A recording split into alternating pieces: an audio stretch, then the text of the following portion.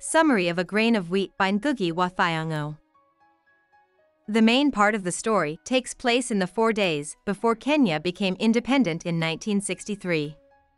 There are also many flashbacks to events that happened as far back as the 1920s. A man named Ngũgĩ wants to live alone in the town of the Bai now that he has been let out of the prison camps. But he is forced to help by the movement, a group of Kenyan freedom fighters and nationalists who want to take back their country from the British. The movement seems to be all over Kenya's rural areas. No one knows exactly when or how it started, but most people think it started soon after the first white missionaries from England came. These missionaries slowly and dishonestly took power and land for themselves before British troops and administrators took over. Ngũgĩ has only met the movement once, at a meeting where he heard Kahika, the leader of the change, speak when he was young. Not long after that meeting, Kahika became the boss of the freedom fighters in the Bai.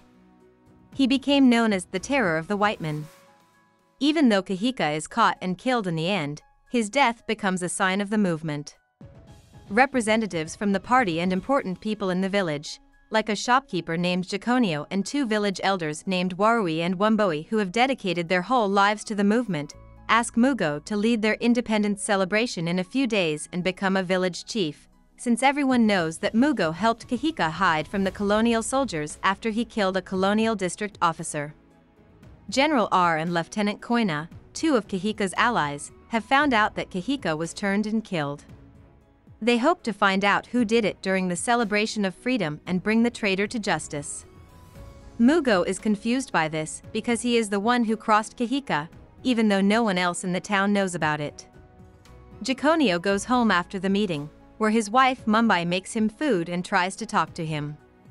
But Thiong'o doesn't talk to her much. It's clear that they are no longer close.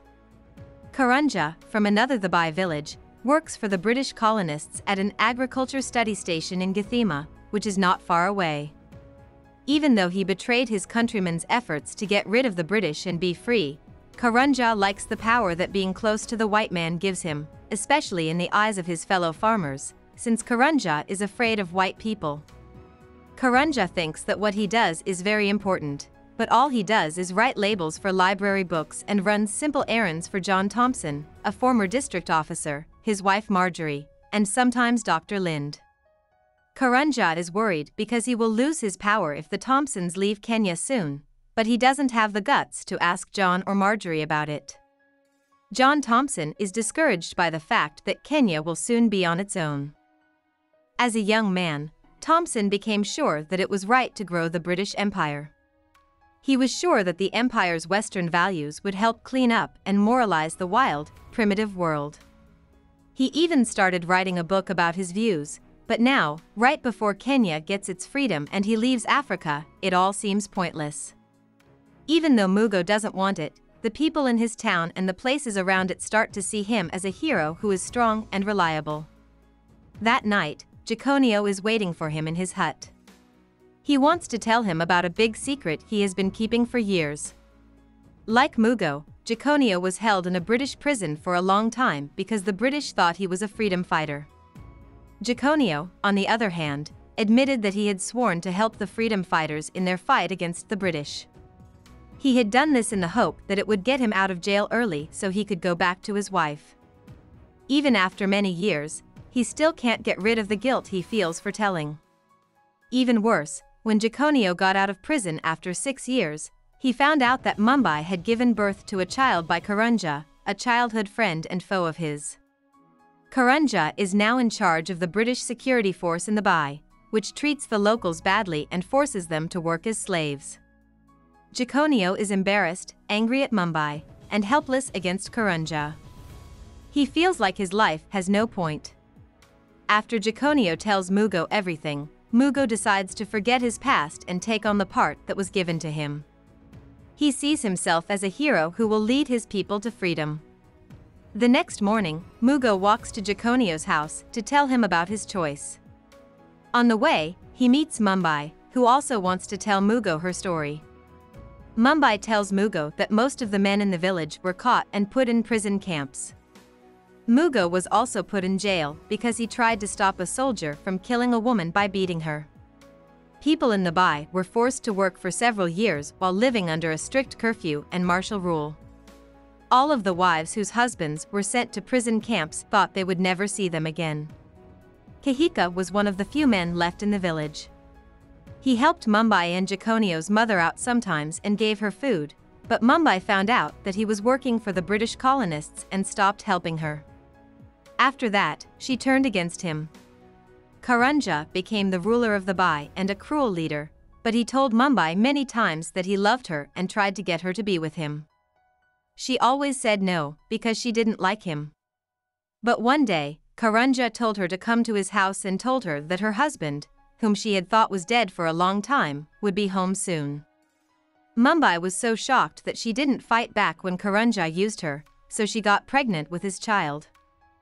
As Mumbai ends telling Mugo her story, General R and Lieutenant Koina come in and say that they think Karunja is the one who betrayed Kahika. Mugo gets scared and says he can't run the party or the town. Mugo then runs away from Mumbai's house. Karunja is still obsessed with whether or not the Thompsons will leave Kenya. One of Lieutenant Koina's soldiers convinces Karunja to go to the upcoming celebration of Kenya's freedom so that they can catch him there and bring him to justice in front of everyone. John and Marjorie Thompson say goodbye to their British co-workers at the same time. After getting cheated on a business deal, Jikonio beats Mumbai and calls her a whore. Mumbai moves in with her parents after leaving his house. His mother is very angry with him. Mugo walks through the town, which doesn't seem as far away to him as it did before. He felt strangely moved by Mumbai's story, and his self-imposed isolation seems to be in danger. When he sees Warui and Jikonio, he tells them that he is sick and can't lead. Mugo's refusal to lead, on the other hand, makes the people of the Bai see him as even more humble and good. His fame quickly spreads, and he becomes almost a story overnight. Wamboi tells Mumbai that the people want Mugo to lead, so Mumbai should try to persuade Mugo to do so. When she goes to his hut, Mugo tells her his own confession. Years before Mugo was arrested, after Kahika killed a particularly bad district officer, Kahika showed up at Mugo's hut out of the blue and asked to be hidden from the soldiers who were looking for him in the village. Kahika trusted Mugo and thought of him as a strong person, but Mugo was angry that Kahika put him in the fight against the British. After Kahika went, Mugo was afraid that the British would find him and call him a terrorist like the other freedom fighters, so he told John Thompson, who was the district officer over the Bai at the time, about Kahika. Mugo's act of betrayal made him feel brave at first, but he soon regretted it, but he couldn't take it back. Mumbai is shocked and angry by Mugo's story at first, but when she sees the pain in Mugo's eyes, she feels sorry for him. Even though Kahika was her own brother, she chooses not to tell anyone else what she knows. She leaves, and Mugo thinks about how ashamed he is all night, but he knows what he has to do. The parties for freedom start at night with singing and dancing. Near the Bai, people from all over the area have come together to enjoy and sing songs about Kahika, Mugo, and freedom. Even though they stand around Mugo's hut and sing for more than an hour, he won't come out. The next morning, there is a foot race before the Rite of Memory, where Kahika's traitor will be named. Jikonio and Karunja race against each other, but in the last stretch, they both fall. Jikonio breaks his arm and has to go to the hospital. Mumbai leaves because she is embarrassed that she and her husband have grown apart, but Karunja stays for the ritual. General R will speak in place of Mugo since he won't. But just as he is about to charge Karunja of being a traitor, Mugo shows up and tells everyone that he betrayed Kahika. The crowd is so shocked that it falls silent and lets Mugo go free. Instead of being angry about his betrayal, they are shocked and impressed by his desire to give up respect, power, and money for the sake of the truth. General R, Lieutenant Koina, and Wamboi go to Mugo's house in the middle of the night to put him to death after a trial in the bush. Mugo wants to live, but he is willing to take this sentence for his mistake. Karunja leaves in shame because he has betrayed his people, lost his power without the white man there, and Mumbai has turned her back on him. He goes away from the Bai, Mumbai, and everything he has ever known. Even though Jikonio is in the hospital, he hears about Ngũgĩ's statement. He is moved by Ngũgĩ's bravery and hopes that one day he will be as brave. He sees that he has been unfair to Mumbai and takes the first steps to try to make things right with her.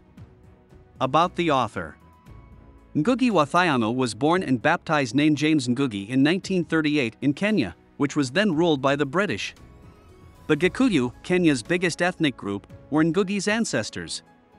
Ngũgĩ's life was shaped by the Kenyan fight against the British from the time he was a child. His family was very active in the Mau Mau freedom movement.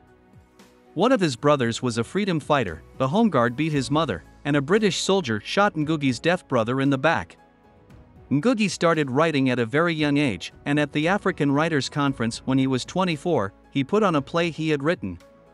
Weep Not, Child, his first book, came out in 1964. It was the first book written by an East African author in English. Around the same time, Ngũgĩ got a BA in English from Makerere University. He then went to England to get an MA at Leeds, but he didn't finish because he was too busy writing A Grain of Wheat, which was released in 1967. A Grain of Wheat was a turning point for Ngũgĩ. After that, he became a Faninist Marxist, turned away from Christianity, stopped writing in English and only in Gikuyu, and formally changed his name to Ngũgĩ wa Thiong'o, calling James Ngũgĩ of missionary construction.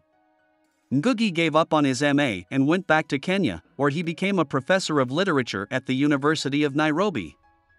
During this time, Ngũgĩ's work became more overtly political. He criticized Kenya's newly independent government, which angered Jomo Kenyatta, whom Ngũgĩ had praised in A Grain of Wheat. Ngũgĩ was put in jail by Jomo Kenyatta's heir in 1977. On jail toilet paper, Ngũgĩ wrote The Devil on the Cross, his first book written in the Gikuyu language. After he was freed, Ngũgĩ and his family were kicked out of Kenya. He kept writing and releasing books and articles as late as 2012.